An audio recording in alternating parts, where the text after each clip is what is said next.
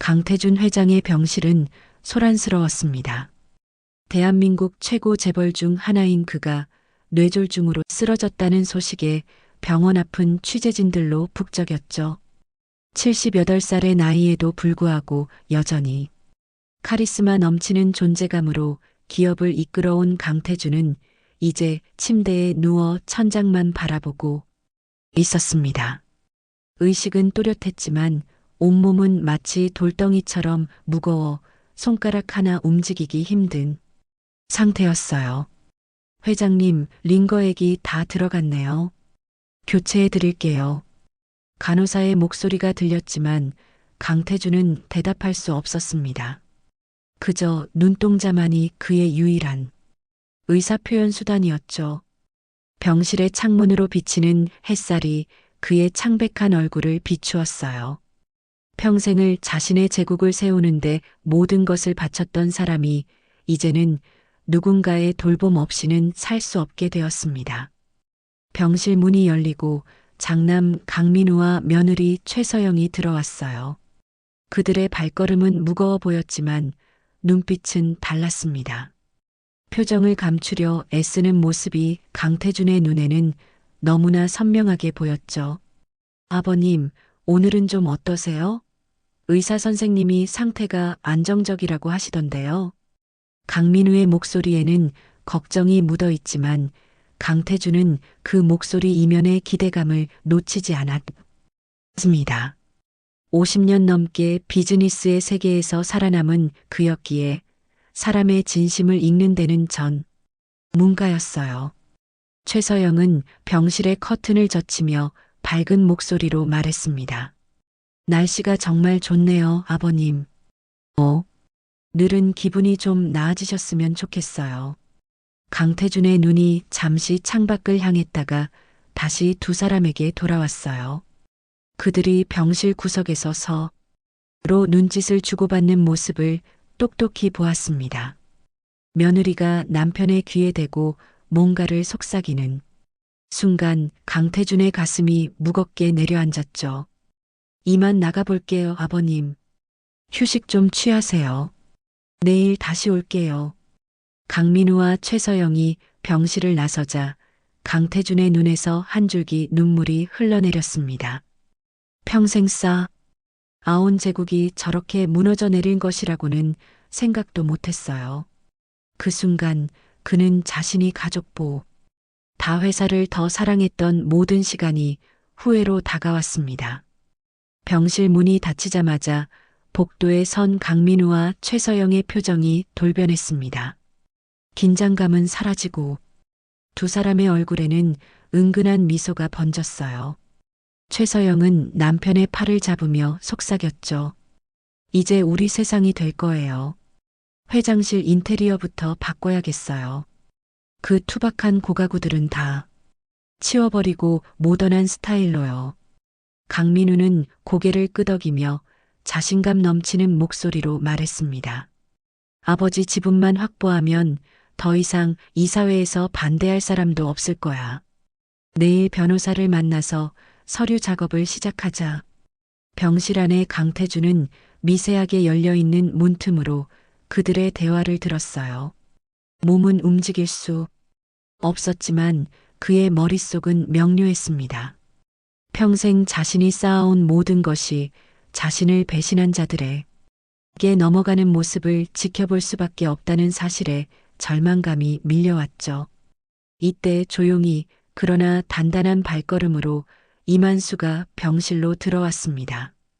65살의 이만수는 30년 넘게 강태준의 운전기사로 일해왔어요. 그러나 그는 단순한 운전기사가 아니었습니다. 강태준의 그림자처럼 곁을 지키며 충성을 다해온 사람이죠. 회장님, 제가 왔습니다. 오늘은 편안히 주무셨나요? 이만수는 강태준의 상태를 살피며 정중하게 물었습니다. 강태준의 눈동자가 미세하게 움직였어요. 이만수는 그 작은 변화를 놓치지 않았습니다. 그는 병실 창가로 걸어가 밖을 바라보며 담담하게 말했죠. 아들 내외가 방금 다녀갔더군요. 참 밝은 표정이었습니다. 강태준의 눈에서 분노와 슬픔이 교차했어요. 이만수는 돌아서서 그를 바라보았습니다. 오랜 세월 함께한 두 사람 사이에는 말이 필요 없는 교감이 있었어요. 회장님, 눈을 한 번 깜빡이시면 예, 두 번 깜빡이시면 아니오라고 생각하겠습니다. 강태준의 눈이 한 번 깜빡였습니다. 이만수의 입가에 희미한 미소가 번졌어요. 회장님께서 듣고 계신 것 같습니다. 이제부터 제가 회장님의 눈과 귀, 그리고 입이 되어 드리겠습니다. 그의 말에 강태준의 눈에서 눈물이 흘러내렸습니다. 평생 감정을 드러내지 않던 강태준이었지만 지금은 그럴 여유조차 없었죠. 이만수는 조용히 손수건을 꺼내 그의 눈물을 닦아주었어요. 걱정 마십시오, 회장님. 아직 게임은 끝나지 않았습니다. 이만수의 목소리에는 확신이 담겨 있었어요. 강태준은 처음으로 희망의 끈을 움켜쥐는 기분이 었습니다. 이만수는 강태준의 손을 조심스럽게 잡으며 말했죠. 이제부터 시작입니다. 그들이 무엇을 계획하는지 알아보겠습니다. 다음 날 아침, 이만수는 평소보다 일찍 병원에 도착했습니다. 병원 로비에서 그는 강민우의 비서가 법률사무소 직원과 만나는 모습을 목격했어요. 그들은 서류 봉투를 주고받았고 이만수는 그 모든 것을 휴대폰 카메라에 담았습니다. 무언가 심상치 않은 움직임이 있다는 것을 직감했죠. 이만수는 중얼거리며 엘리베이터로 향했습니다. 병실에 들어서자 강태준은 여전히 움직이지 못한 채 천장만 바라보고 있었어요. 그러나 이만수가 들어오자 그의 눈에 생기가 돌았습니다. 회장님, 좋은 아침입니다. 오늘은 날씨가 무척 좋네요. 이만수는 창가로 걸어가 커튼을 활짝 열었어요. 햇살이 병실을 환하게 비추었습니다. 그는 강태준의 침대 곁으로 다가가 낮은 목소리로 말했죠. 아드님이 법률 관련 움직임을 시작한 것 같습니다. 아마도 회장님의 지분 문제와 관련된 것으로 보여요. 강태준의 눈이 불안하게 움직였습니다. 이만수는 그의 손을 조심스럽게 잡았어요. 걱정 마십시오. 제가 방법을 찾을 겁니다. 그때 병실 문이 열리고 의사가 들어왔습니다. 50대 중반으로 보이는 의사는 차트를 살피며 강태준의 상태를 점검했어요. 강 회장님의 상태는 안정적입니다만 아직 움직임의 회복은 기대하기 어렵습니다. 시간이 필요할 것 같네요. 의사의 말에 이만수는 고개를 끄덕였습니다. 의사가 나간 후 그는 다시 강태준에게 몸을 기울였어요.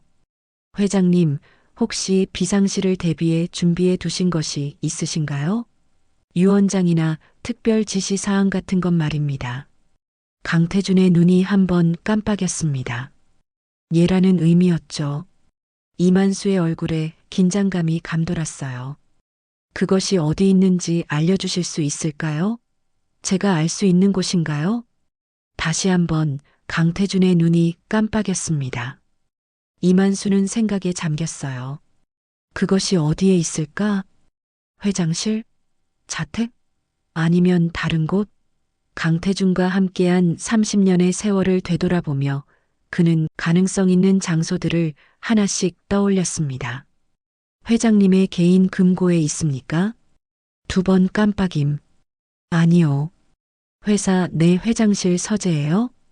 두 번 깜빡임. 자택 서재의 비밀 서랍에 있나요? 한 번 깜빡임. 예. 이만수의 표정이 밝아졌습니다. 알겠습니다. 제가 확인해 보겠습니다. 그때 복도에서 발소리가 들려왔어요. 이만수는 재빨리 일상적인 자세로 돌아가 창밖을 바라보는 척했습니다. 문이 열리고 최서영이 들어왔어요. 그녀의 표정은 평소와 다르게 약간 긴장해 보였습니다. 아, 이 기사님도 오셨네요. 아버님 상태는 어떠세요? 이만수는 공손하게 고개를 숙였습니다. 안정적이십니다. 의사 선생님도 방금 다녀가셨고요. 최서영은 미소를 지으며 강태준에게 다가갔어요. 아버님, 오늘은 기분이 어떠세요? 좋은 소식이 있어요. 민우가 회사 일을 잘 처리하고 있으니 걱정 마세요. 강태준의 눈에는 분노가 서렸지만 최서영은 그것을 알아채지 못했습니다. 이만수는 조용히 그 모습을 지켜보며 마음속으로 다짐했어요. 반드시 회장님의 뜻을 지켜드리겠습니다. 이틀 후 병원 복도는 평소보다 분주했습니다. 강민우가 여러 명의 법률 자문단을 대동하고 나타났기 때문이었어요. 그들은 회의실을 빌려 몇 시간 동안 머물렀고 이만수는 그 모든 움직임을 조용히 관찰했습니다.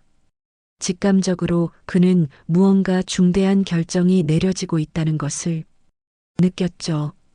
아마도 회장님의 유언장을 조작하려는 모양이군요. 이만수는 병실로 돌아오며 중얼거렸습니다. 강태준은 여전히 움직이지 못한 채 누워 있었지만 그의 눈빛은 더욱 날카로워졌어요. 이만수는 창가에 서서 잠시 생각에 잠겼습니다. 회장님, 어제 자택에 다녀왔습니다. 서재 비밀 서랍을 확인했지만 이미 누군가 손을 댄 흔적이 있었습니다. 강태준의 눈이 놀란 듯 커졌습니다. 이만수는 침착하게 말을 이었어요. 하지만 걱정 마십시오. 제가 회장님 지시로 10년 전에 준비한 그 특별 장소도 확인했습니다. 그곳은 아직 안전합니다. 강태준의 눈에 안도감이 번졌어요. 이만수는 고개를 끄덕이며 용기를 북돋았습니다. 10년 전 강태준은 만일의 사태에 대비해 자신만이 아는 장소에 중요 서류들의 사본을 보관하도록 이만수에게 지시했었죠. 당시에는 그저 과도한 경계심이라고 생각했지만 지금 와서 보니 그의 성견지명이 빛을 발하는 순간이었습니다. 진짜 유언장을 확보했습니다. 회장님께서 모든 경영권을 장남에게 일임하는 것이 아니라 지분의 상당 부분을 신탁재단에 맡기고 이사회의 승인하에 경영이 이루어지도록 명시하셨더군요. 이만수의 말에 강태준은 한번 눈을 깜빡였어요. 그의 진짜 의도는 아들이 독단적으로 기업을 운영하는 것을 방지하고 전문 경영인들의 견제와 균형 속에서 기업이 성장하도록 하는 것이었습니다. 이제 어떻게 진행하면 좋을까요? 변호사에게 연락할까요? 강태준의 눈이 한번 깜빡였습니다. 이만수는 고개를 끄덕였어요. 그러나 그 순간 복도에서 소란스러운 소리가 들렸습니다. 강민우와 최서영이 의료진과 함께 병실로 향하고 있었죠. 빨리 움직여야겠습니다. 회장님, 조금만 더 참으십시오. 이만수는 재빨리 자리를 정돈하고 평소와 같은 모습으로 돌아갔습니다. 문이 열리고 강민우가 들어왔어요. 아버지 상태가 어떤가? 의사 선생님이 집에서 요양하는 게 더 좋을 것 같다고 하시던데. 이만수는 의아한 표정을 지었습니다. 담당 의사는 그런 말을 한 적이 없었거든요. 강태준이 눈에 경계심이 서렸습니다. 회장님께서는 아직 집중 치료가 필요하신 상태입니다. 갑자기 왜 옮기려고 하시는 건가요? 이만수의 질문에 강민우는 눈을 흘겼습니다. 그건 내가 결정할 일이야. 아버지를 편안하게 모시고 싶을 뿐이야. 최서영이 간호사들에게 지시하기 시작했어요. 내일 오전에 준비해 주세요. 자택으로 모실 겁니다. 이만수는 불안감을 감추며 고개를 숙였습니다. 병실을 나서는 강민우의 뒷모습을 바라보며 그는 결단을 내렸어요. 오늘 밤이 고비가 될 것 같습니다. 회장님, 제가 지금 바로 움직이겠습니다. 강태준의 눈에서 눈물이 흘러내렸습니다. 평생 자신의 편이라고 믿었던 자식에게 배신당하는 아픔과 운전기사라는 낮은 직책의 사람이 보여주는 충성심 사이에 극명한 대비가 그의 가슴을 저몄죠. 이만수는 병실을 나서며 휴대폰을 꺼냈습니다. 강태준의 오랜 법률 자문이었던 박 변호사에게 전화를 걸었어요. 박 변호사님, 저 이만수입니다.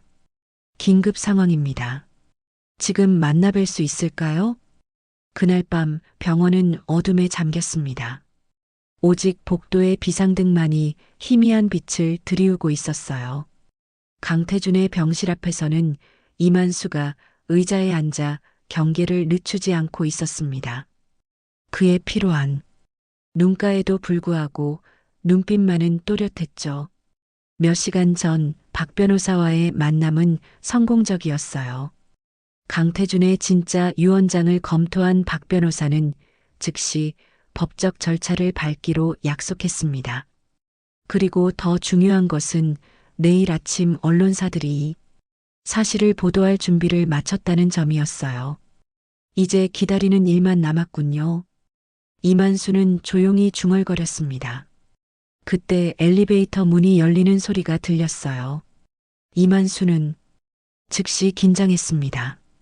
밤 11시가 넘은 시간, 누가 병실을 찾아온 걸까요? 그는 어둠 속에 몸을 숨기고 상황을 지켜보았죠. 복도 끝에서 3명의 남자가 나타났습니다. 앞장선 사람은 분명 강민우였어요. 그리고 나머지 2명은 낯선 사람들이었죠. 그들의 거친 몸짓에서 의료진이 아님이 분명했습니다. 조용히 해. 아버지를 깨우지 말고 그냥 침대째 옮기는 거야. 강민우의 속삭임이 이만수의 귀에 들렸어요. 그는 재빨리 휴대폰을 꺼내 녹음 기능을 켰습니다. 이것은 명백한 증거가 될 테니까요. 사장님, 이거 병원 측에 허가받은 겁니까? 낯선 남자 중 한 명이 물었습니다. 강민우는 짜증스러운 표정으로 대답했어요. 내가 아버지 아들이야. 허가 같은 거 필요 없어. 빨리 움직여. 이만수는 그 모습을 지켜보다가 결단을 내렸습니다. 그는 자리에서 일어나 병실 문 앞을 막아 섰어요. 죄송합니다만 회장님을 이렇게 밤중에 옮기시는 건 의료진의 허가가 있어야 합니다. 이만수의 갑작스러운 등장에 3사람은 깜짝 놀랐습니다. 강민우의 얼굴이 분노로 일그러졌어요. 당신 여기서 뭐 하는 거야? 집에 가 있으라고 했잖아. 이만수는 담담하게 대답했습니다. 죄송합니다만 회장님께서 제게 늘 곁에 있으라고 지시하셨습니다. 저는 그 명령을 따를 뿐입니다. 강민우는 이를 악물었어요. 이봐, 당신은 그냥 운전기사일 뿐이야. 이제 아버지 일에 끼어들지 마. 회장님의 안전이 우려되는 상황에서는 개입할 수밖에 없습니다. 이만수의 단호한 태도에 강민우는 더욱 분노했습니다. 그는 2 남자를 향해 손짓했어요. 저 사람 좀 치워. 2 남자가 이만수에게 다가왔습니다. 그러나 이만수는 물러서지 않았어요. 그 순간 병원 보안 요원들이 나타났습니다. 박 변호사의 사전 조치로 병원 측은 이미 특별 경계 태세를 갖추고 있었던 거죠. 무슨 일이십니까? 보안 요원의 질문에 상황은 급변했습니다. 강민우는 당황한 기색이 역력했어요. 아니, 아버지를 다른 병원으로 옮기려던 참이었어요. 보안 요원은 고개를 저었습니다. 밤중에 환자를 옮기시려면 의사의 허가와 정식 절차가 필요합니다. 지금은 불가능합니다. 강민우는 분노를 누르며 물러섰어요. 알겠어요. 내일 다시 오겠습니다. 그들이 떠나자 이만수는 안도의 한숨을 내쉬었습니다. 그는 병실로 들어가 강태준의 상태를 확인했어요. 강태준의 눈은 열려 있었고 그것은 모든 상황을 지켜봤다는 의미였죠. 회장님, 모든 게 계획대로 진행되고 있습니다. 내일이면 진실이 세상에 드러날 겁니다. 강태준의 눈에서 감사의 빛이 번졌습니다. 이만수는 그의 손을 조심스럽게 잡았어요. 이제 좀 쉬십시오. 내일이 중요한 날입니다. 다음 날 아침 6시 병원 앞은 언론사 기자들로 가득 찼습니다. 박 변호사의 제보를 받은 주요 언론사들은 재벌 총수 강태준 회장의 충격적인 유언장 공개라는 특종을 앞두고 있었어요. 병원 로비에서는 박 변호사가 공식 기자회견을 준비하고 있었습니다. 이만수는 강태준의 병실에서 텔레비전을 틀어놓았어요.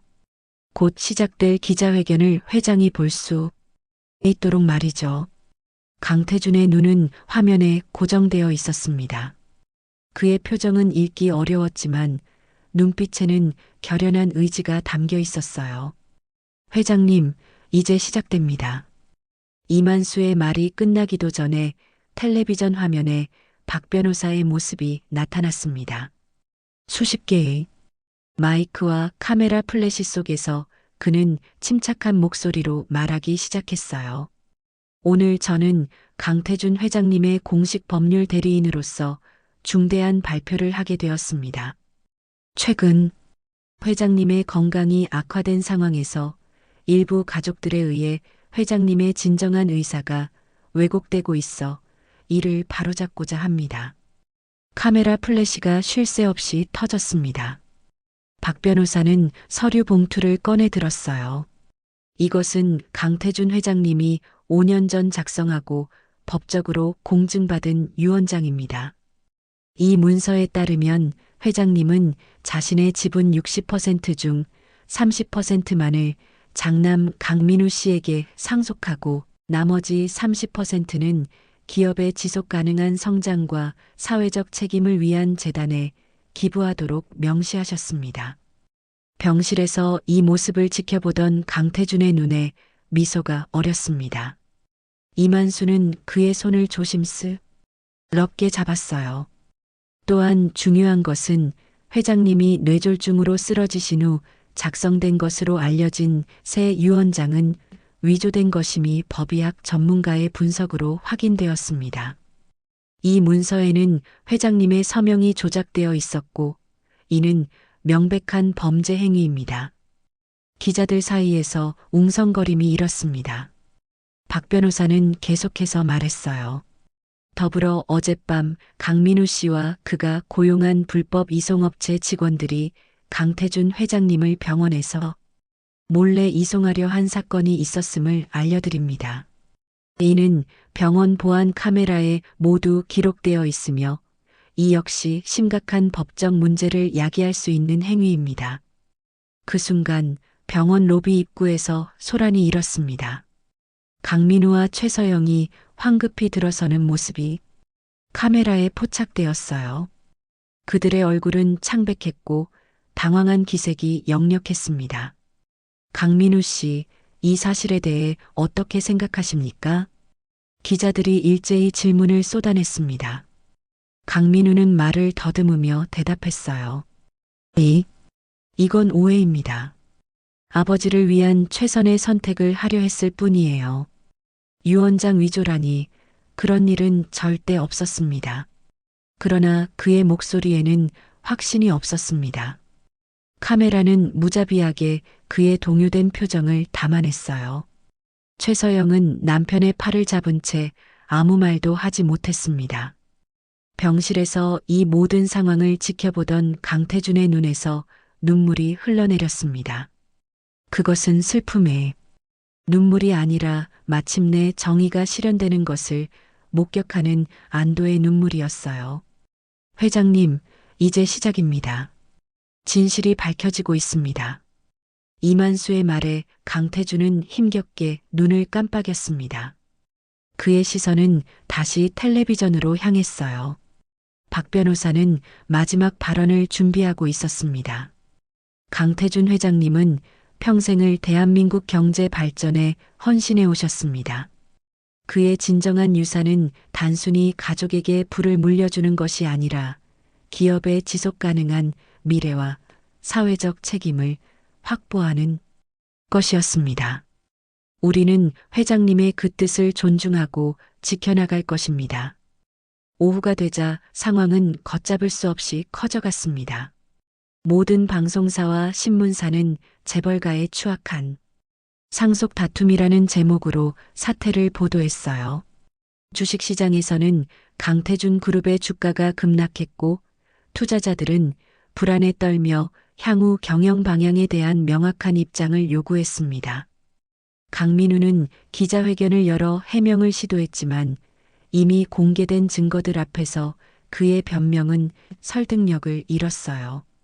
병원 보안 카메라에 찍힌 영상, 위조된 유 원장의 필적 감정 결과, 그리고 무엇보다 법적으로 완벽하게 공증된 강태준의 진짜 유 원장이 모든 것을 말해주고 있었습니다.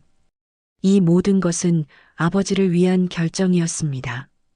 저희는 단지 강민우의 목소리가 떨리고 있었어요.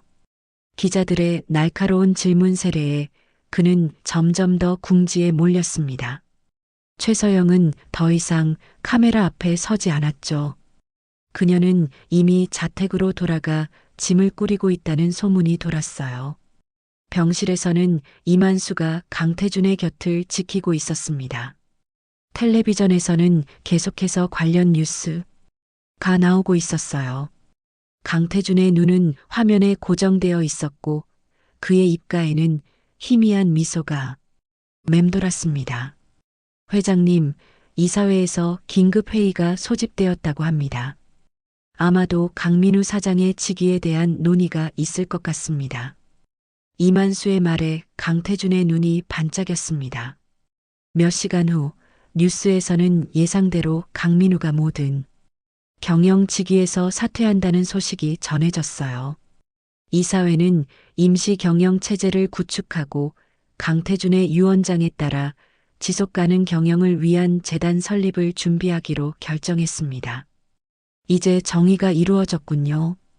이만수의 말에 강태준은 눈을 깜빡였습니다. 그때 놀라운 일이 일어났어요. 강태준의 손가락이 미세하게 움직이기 시작한 것입니다. 처음에는 거의 알아차리기 힘들 정도로 작은 움직임이었지만 이만수는 그것을 놓치지 않았습니다. 회장님, 손가락이 움직이셨어요. 이만수는 즉시 간호사를 불렀습니다. 의료진이 달려와 강태준의 상태를 점검했어요. 담당 의사는 놀란 표정으로 말했습니다. 놀랍군요. 회복의 조짐이 보입니다. 아주 천천히지만 분명히 진전이 있어요. 이만수의 눈에 눈물이 고였습니다. 그는 강태준의 손을 조심스럽게 잡았어요. 회장님, 이제 모든 것이 제자리를 찾아가고 있습니다. 강민우 사장은 모든 직위에서 물러났고 회사는 회장님의 뜻대로 운영될 겁니다. 강태준의 눈에서 눈물이 흘러내렸습니다. 그것은 안도와 감사, 그리고 무언가 더 깊은 감정이 담긴 눈물이었어요. 자신의 삶에 대한 성찰이 담겨 있었습니다. 이만수는 창가로 걸어가 커튼을 활짝 열었어요. 저녁 노을이 붉게 물든 하늘이 병실을 따스하게 비추었습니다. 아름다운 석양이네요, 회장님. 모든 날이 그렇듯 오늘도 끝이 오고 있습니다. 하지만 내일은 다시 새로운 시작이 있을 거예요. 강태준의 눈빛이 평온해졌습니다. 그는 이만수의 말에 공감하듯 천천히 눈을 깜빡였어요. 그의 움직이는 손가락에 이만수는 자신의 손을 포개었습니다. 회장님께서 해오신 모든 일들, 그리고 앞으로 하실 모든 일들이 의미 있기를 바랍니다. 그 순간 강태준의 입술이 미세하게 움직였습니다. 그것은 마치 고맙다라는 말을 형성하는 것 같았어요. 이만수는 이 작은 기적에 가슴이 벅차올랐습니다. 그로부터 한 달 후, 가을 햇살이 따스하게 내리쬐는 오후였습니다. 강태준은 병원 휠체어에 앉아 정원을 바라보고 있었어요. 그의 상태는 놀랍게 호전되어 이제 간단한 말도 할 수 있고 손가락도 움직일 수 있게 되었습니다. 완전한 회복까지는 아직 멀었지만 의사들은 그의 의지력에 감탄하며 긍정적인 전망을 내놓았죠. 이만수는 여전히 그의 곁을 지키고 있었습니다. 그는 강태준의 휠체어를 밀며 병원 정원의 오솔길을 천천히 걸었어요. 가을 단풍이 물든 나뭇잎들이 바람에 살랑거렸습니다. 오늘 날씨가 참 좋네요, 회장님. 강태준은 힘겹게 고개를 끄덕였습니다. 그의 눈빛은 예전보다 훨씬 부드러워졌어요. 지난 한 달간 그는 자신의 인생을 돌아볼 많은 시간을 가졌습니다. 권력과 부에 집착하며 놓쳐버린 것들, 가족의 사랑, 일상의 소소한 행복들에 대해 깊이 성찰했죠. 수? 강태준의 목소리는 여전히 약했지만 이만수에게는 그 어떤 소리보다 귀중했어요. 그는 휠체어를 멈추고 강태준 앞으로 다가갔습니다. 네, 회장님. 무슨 말씀이신가요? 강태준은 천천히 그러나 분명하게 말했습니다. 내가 잘못했어. 이만수는 그의 손을 잡았어요. 회장님, 과거는 이미 지나갔습니다. 지금 중요한 것은 앞으로 어떻게 살아가느냐입니다. 강태준의 눈에 눈물이 고였습니다. 그는 힘겹게 말을 이었어요. 기업은 사람을 위한 것인데 이만수는 고개를 끄덕였습니다.